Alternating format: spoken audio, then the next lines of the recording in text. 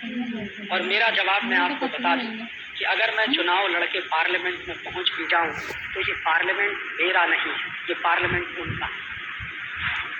ये parliamentary democratic system मेरा नहीं है, स्वदेशी नहीं, ये विदेशी तंत्र। और इस विदेशी तंत्र में आप किसी भी अच्छे से अच्छे आदमी को भेज दीजिए, वो वही करने वाला है जो हो रहा है। इसको एक उदाहरण से समझिए।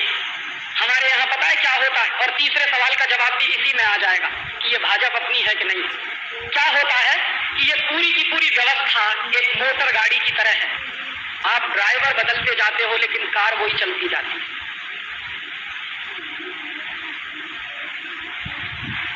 एक ड्राइवर बदला, दूसरा आया, दूसरा बदला, तीसरा आया, तीसरा बदला, चौथा चला आया, चौथा बदला, पांचवा आया, लेकिन आप दुर्भाग्य से वो कार नहीं बदल रहे हो, ड्राइवर बदल रहे हो।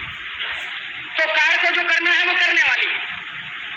और धीरे धीरे एक दिन आपको ये समझ में आएगा कि अभी तो वो इंडियन ड्राइवर से काम चला रहे हैं। 4-5 साल और रुक जाइए, इंडियन ड्राइवर को निकाल के बाहर कर देंगे, खुद बैठने वाले हैं स्टीयरिंग सीट, जो मैंने बताया आपको कि पार्लियामेंट में वो पहुंचने वाले। तो फिर आपके ड्राइवर की भी जरूरत नहीं। इसलिए कोई पार्टी आपकी हो नहीं सकती। और इस पर बहुत गंभीरता से सोचिए कि क्या हमको पार्लियामेंट्री डेमोक्रेटिक सिस्टम चाहिए। और मैं आपसे पूरे गंभीरता से कह रहा हूं कि दुनिया के उन तमाम देशों में जहां पार्लियामेंट्री डेमोक्रेटिक सिस्टम चल रहा है, फेल हो गया है। किसी भी देश में, चाहे अमेरिका में, चाहे ब्रिटेन में, चाहे जर्मनी में, चाहे फ्रांस में, हर देश में क्राइसिस है पॉलिटिक्स में। और वो क्राइसिस इस सिस्टम की है और वही सिस्टम हम चला रहे हैं। तो इस पार्लियामेंट्री डेमोक्रेटिक सिस्टम में आप बिल्कुल उम्मीद मत करिए। कांग्रेस को हटा दीजिए, जनता दल आ जाएगा, जनता दल को हटा दीजिए, सीपीएम को ले आइए, सीपीएम को हटा दीजिए, बीजेपी को ले आइए, काम सबके वैसे ही होने वाले। और नहीं हो तो करके देख लीजिए। गुजरात में तो आपने सारे प्रयोग किए, देख लीजिए आप हमारी आंखों के सामने। महाराष्ट्र में प्रयोग चली रहा, राजस्थान में प्रयोग चली रहा। आप इन तीनों प्रदेशों में से कोई एक प्रदेश बता दीजिए जहां विदेशी कंपनियां नहीं आ रही। क्या इनकी सरकारें कुछ और काम कर रही हैं पुरानी सरकारों से अलग? सब तो एक ही तरह का काम कर रहे हैं। और मैं तो कभी कभी ये बात गंभीरता से कहता हूं, लेकिन मजाक की बात है। मैं कहता हूं कि हर पार्टी का चुनाव घोषणा पत्र उठा लीजिए आप और उसका कवर पेज फाड़ दीजिए और उसके बाद गड्ढमड्ढ कर दीजिए, और मैं आपको दे दूं, आप बता नहीं सकते कि कौन सा घोषणा पत्र किस पार्टी का। सबके चुनाव घोषणा पत्र एक जैसे, फर्क बस इतना है कि किसी के चुनाव घोषणा पत्र में कोई बात पेज नंबर 1 पर होगी तो दूसरी पार्टी के चुनाव घोषणा पत्र में पेज नंबर 10 पर होगी। किसी में वो बात पेज नंबर 15 पर है तो किसी में पेज नंबर 40 पर हो जाएगी। इससे ज्यादा कोई फर्क नहीं, कोई क्वालिटी का फर्क नहीं। और मैं तब आपसे कह रहा हूं कि हमको गंभीरता से विचार करना चाहिए कि ये संसदीय लोकतंत्र हमको चाहिए क्या। और अगर ये संसदीय लोकतंत्र चाहिए तो इसके स्वरूप के बारे में तय करिए। मैं बहुत गंभीरता से इस निष्कर्ष पर पहुंचा हूं पिछले कुछ वर्षों में। हो सकता है मेरा निष्कर्ष गलत हो, मैं ये नहीं कहता कि यही आखिरी सच है। मैं मानता हूं कि हिंदुस्तान से पार्टियों का शासन खत्म करना पड़ेगा, इन पार्टियों को हटाना पड़ेगा। जानते हैं क्यों? मैं मेरे घर का उदाहरण देता हूं, बिल्कुल ताजा उदाहरण है। उत्तर प्रदेश में चुनाव हुआ तो मेरे पिताजी ने मुझे फोन किया। मैं एक जगह गया हुआ था ऐसे ही व्याख्यान करने। मेरे पिताजी ने फोन किया, क्या फोन किया कि तुमको घर आना है। मैंने कहा किस लिए?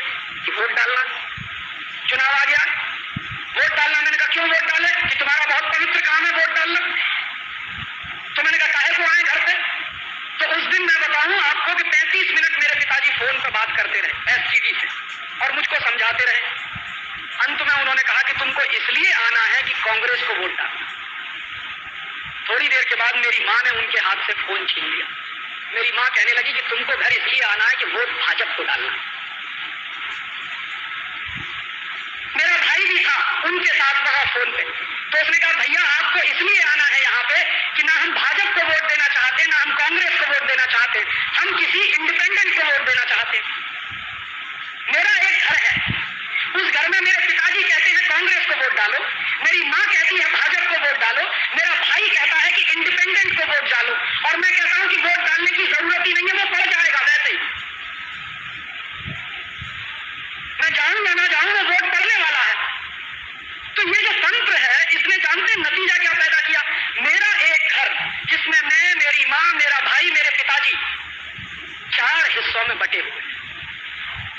भाजपा, दूसरा कहता है कांग्रेस, तीसरा कहता है इंडिपेंडेंट, चौथा कहता है कि वोट ही मत डालो। माने मैं मेरे घर की हैसियत के हिसाब से एकता कायम नहीं रख सकता। घर के 4 हिस्से हो गए, ये हर घर में है। एक भाई भाजपा में, दूसरा कांग्रेस में, तीसरा जनता दल में, चौथा सीपीएम में, पांचवा सीपीआई में। जानते हैं अंग्रेजों ने इस देश को कैसे तोड़ा था? साम दाम दंड और भेद।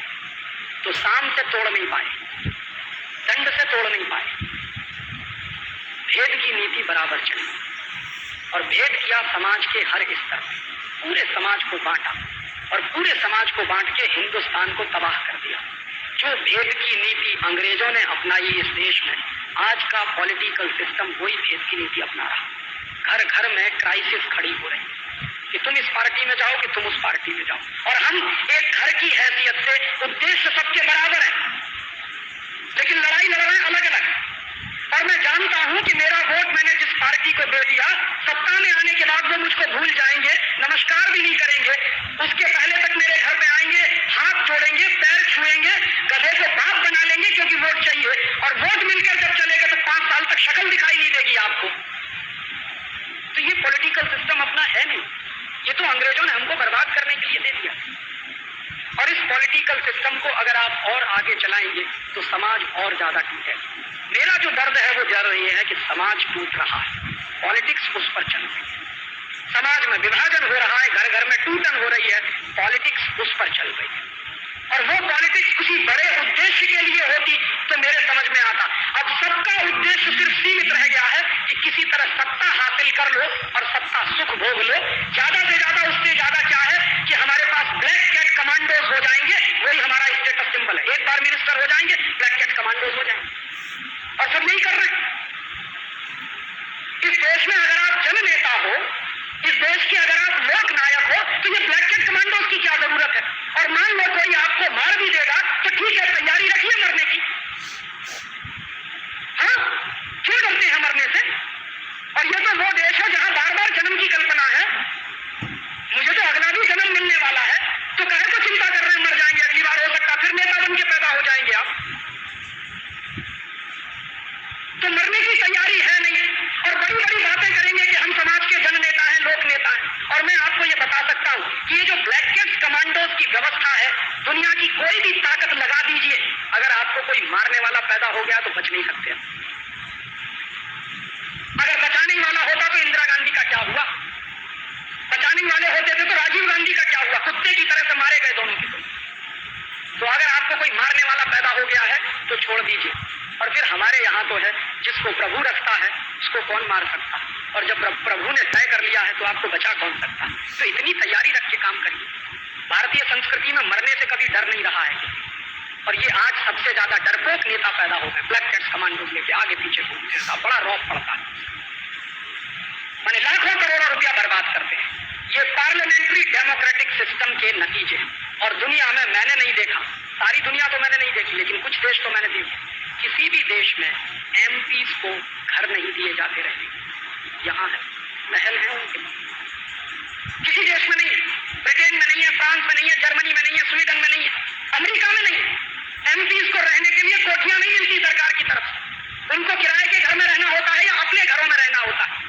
ये अंग्रेजों ने व्यवस्था डाली हिंदुस्तान में, और अंग्रेजों की डाली हुई व्यवस्था आज भी चल रही है। एक एक एमपीज के पास 2-2 घर हैं, 3-3 घर हैं, एक घर पार्टी को दे रखा है, एक घर अपने लिए। काहे के लिए भाई? किराए के घर में रहिए। और इनको आप कहते हो कि ये सब समाज से भी तनख्वाह लेके काम करने वाले क्लर्क हो गए सबके सब। ये नेता अपना डीए बढ़ाना हो तो पूरा पार्लियामेंट एक हो जाता। पूछिए जरा इनसे, कोई एक पार्टी माई की लाल थी जब ये डीए बढ़ाने की बात हुई थी पार्लियामेंट के अंदर? अपने भत्ते बढ़ाने की बात आई थी पार्लियामेंट के अंदर, सारे पार्टीज के एमपी एक हो गए और फटाफट बिल पारित हो गया।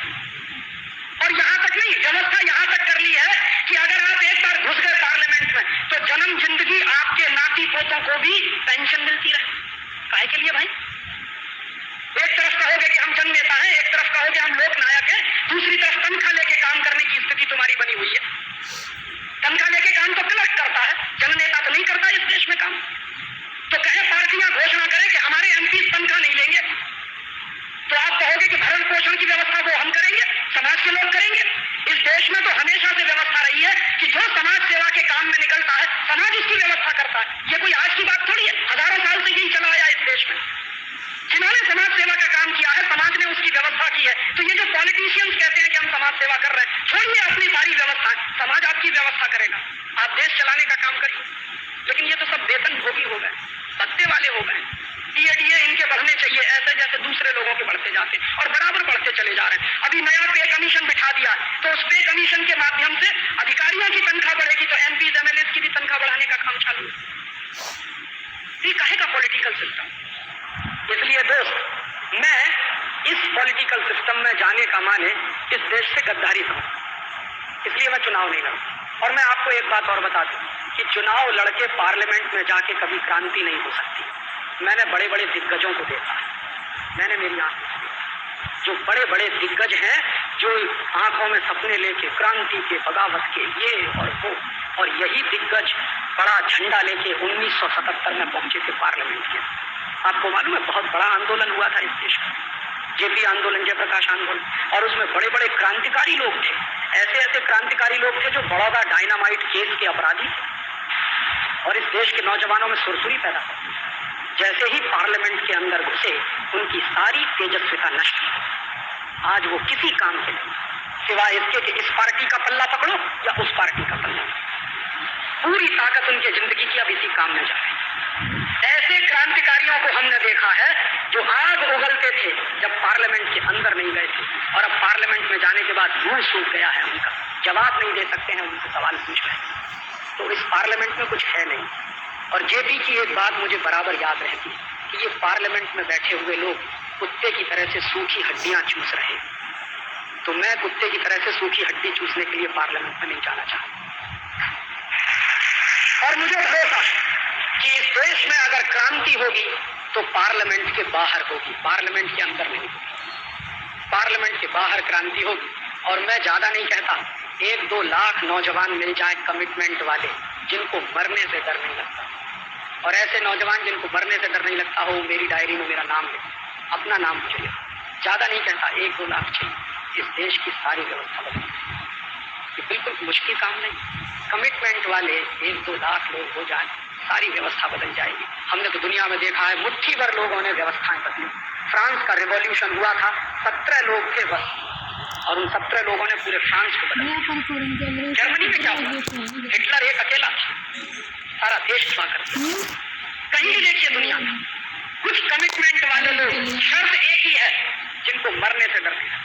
ऐसे कमिटमेंट वाले लोग चाहिए। ये पार्लियामेंट क्या, दुनिया की सारी व्यवस्थाएं बदल सकती है, और वो पार्लियामेंट के बाहर से होता है, पार्लियामेंट के अंदर। और आखिरी सवाल का जवाब एक लाइन में, जैसे कांग्रेस है, जैसे जनता दल है, जैसे सीपीएम है, जैसे सीपीआई, वैसे ही भारतीय जनता पार्टी, उसमें और बाकी पार्टियों में मेरे हिसाब से कोई फर्क नहीं। वो भी सत्ता की लड़ाई में वैसे ही शामिल हो गए हैं जैसे दूसरी पार्टियां वाले शामिल हैं। उनको भी अब सत्ता ही दिखाई देती है, ना आदर्श दिखाई देते हैं, ना अपनी घोषणाएं दिखाई देती हैं जो सत्ता के पहले वो करते हैं।